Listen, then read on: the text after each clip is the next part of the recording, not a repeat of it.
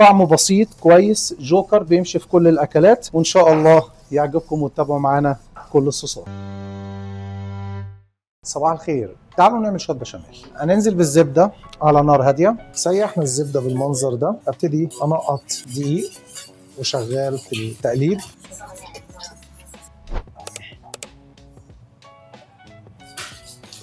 واواصل التقليب لغايه اما اوصل للمرحله اللي انتم شايفينها، ان تبقى زي العجينه معايا. وهبتدي بعد كده اكون مسخن معايا لبن واعيد نفس الحركه، واشتغل بالتكنيك دون. استمر في التقليب وازود اللبن واحده واحده،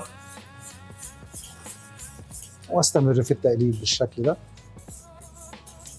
وطبعا فايدة اللبن السخن ان انا بوصل للعجينة دي، بعد كده هزود لبن ساقع، يبقى انا وصلت للقوام وعرفت انا شغال ازاي. يبقى انا هنا حطيت الزبدة وبعد كده اللبن السخن، بعد كده هحل بلبن ساقع عشان التجانس. والحلو في الطريقة دي ان انا بقدر اتحكم في ربط الصوص، وفي نفس الوقت بيطلع طعمه مختلف.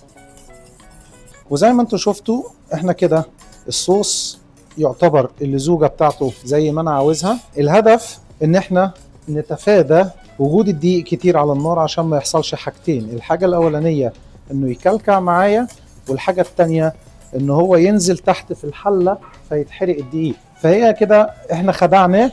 نص اللبن كان سخن، النص التاني حطيناه بارد، وصلنا للزوجة بتاعتنا اللي احنا عايزينها او درجة الربط بتاعتنا او التقل. وانا شايف ان درجة الربط هنا مظبوطة بالمنظر ده، فاقدر استخدمه في كل حاجة. في المرحلة دي هبتدي اقفل النار عليه او اوطيها خالص بحيث ان هو يشمع معايا. هبتدي اتبل البشاميل، خطواته معروفة. ملح، بعد كده خليط من جوز الطيب المطحونة والبهار الابيض. في ناس بتحط عليه مرقة دجاج او مرقة لحمة، بس انا ما بفضلش ده لانه ما ضربش الطعم بتاعه. انا عايز البشاميل يكون صادق وفي نفس الوقت اقدر استخدمه لكل الحاجات.